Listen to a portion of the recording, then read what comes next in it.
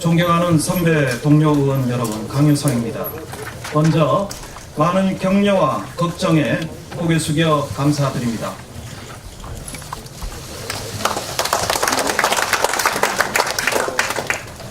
청와대가 감추려고 애쓰던 민낯을 국민 여러분께 공개한 이후 저는 한 주일 내내 여권 당정청의 십자포화를 받았습니다. 청와대 겁박과 민주당과 외교부의 고발에 이어 오늘은 문재인 대통령이 직접 나서서 비판 대열에 가세했습니다. 매우 유감입니다. 아시다시피 저희들 야당 국회의원에게는 정권을 견제하고 정부 여당의 실정을 드러내야 하는 마땅한 책무가 있습니다. 문제를 알고도 묵인한다면 이는 헌법에 의해 국정통제권을 부여받은 헌법기관으로서 직무유기입니다. 저희가 두려워해야 할 것은 국민이지 권력이 아닙니다. 제가 정상통화 내용을 공개한 이유는 그동안 분위기로만 느끼셨던 한미일 동맹 간의 한국 패싱 현상을 국민들께 있는 그대로 보여드리고 상황의 심각성을 알려드리기 위함이었습니다. 평가는 국민과 전문가들의 몫입니다.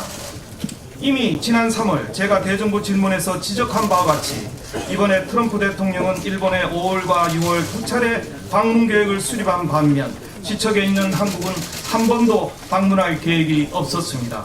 그런 것을 문 대통령이 4월에 이어 5월에도 잇따라 트럼프 대통령의 방한을 요청하고서야 6월 방한이 성사된 것입니다. 근본적인 문제는 바짓가랑이 외교라기보다도 한미관계가 과거와 달리 균열 조짐을 보이고 있다는 점입니다. 지난 20일 발표된 미 의회 조사국 CRS의 보고서는 북한 문제로 밀접하게 공조했던 한미 협력이 문재인 트럼프 행정부 하에서 일관성이 없어져 예측할 수 없게 되었다고 밝혔습니다.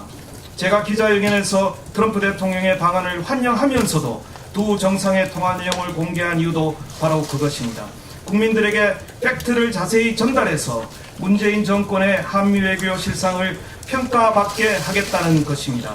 지금까지 청와대는 미국의 외교적 수사만 발췌해서 한미 동맹은 공고하다고 주장해왔지만 이는 실상과 상당히 거리가 있는 것이었습니다. 저에 대한 정부 여당의 히스테리적 반응도 그 참상을 드러낸 사실이 뼈아팠기 때문입니다. 일본 언론에 따르면 트럼프 대통령은 지난 27일 아베 총리에게 문 대통령으로부터 와달라는 방한 요청을 여러 번 받았다면서 제 발표와 똑같은 얘기를 했다고 합니다.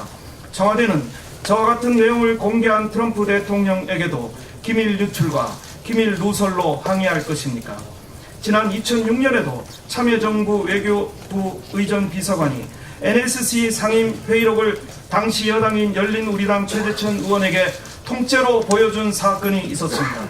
해당 공무원은 당시 내부 징계 처분에 그쳤습니다. 민주당은 내부 징계고 한국당은 형사 고발입니까?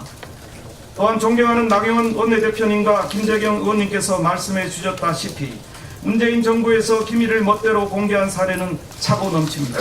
국방부는 작전 패턴이 북한에 노출되는 위험성에도 불구하고 사이버 사령부 군사기밀 20여 건을 공개했고, 통일부는 개성공단 중단에 대한 기밀을, 외교부는 한일 위안부 비공개 합의 부분을 공개해 외교적 마찰을 일으켰습니다.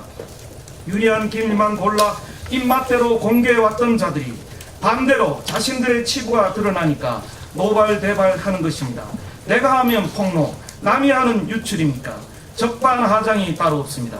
게다가 청와대는 처음엔 사실과 다르고 무책임하다 라면서 저를 거짓말장애로 몰았습니다. 사실 구글이지만 기밀 유출이라는 황당한 논리는 도대체 무엇입니까?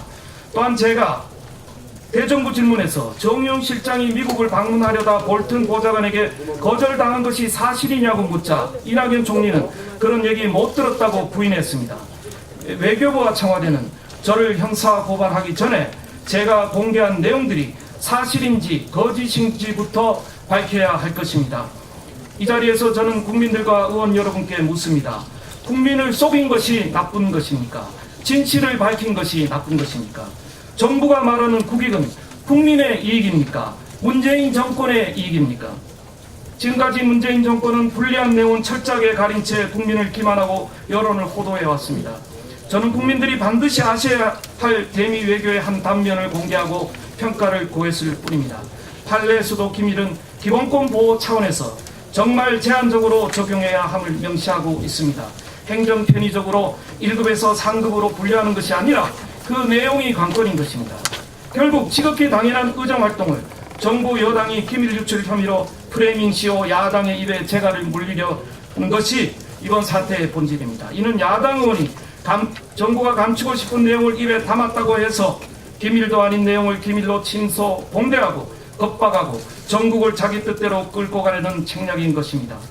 선배 동료 여러분, 베네수엘라, 러시아에서처럼 냉전 이후 민주주의는 선출된 지도자에 의해 붕괴되어 왔음을 역사는 증명해 왔습니다.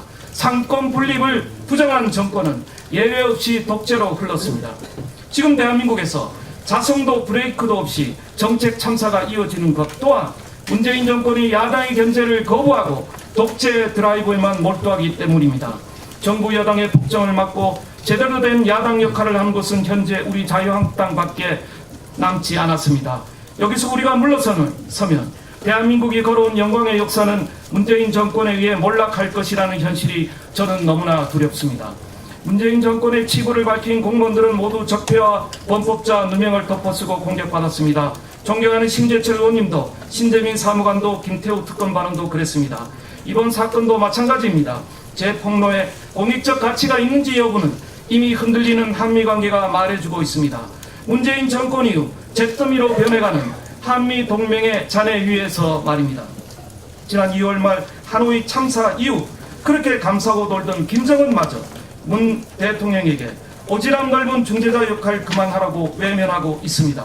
오직 북한만 바라보는 외교정책은 한미일 동맹을 수렁으로 몰아가고 있습니다.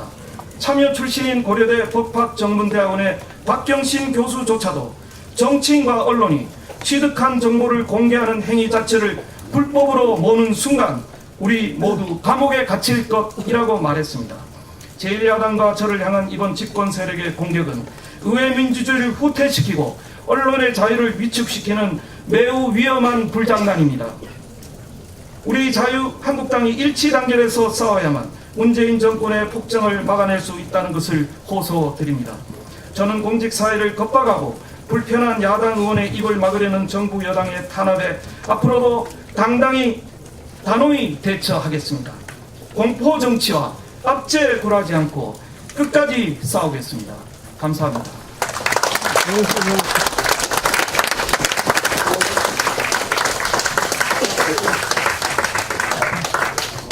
예.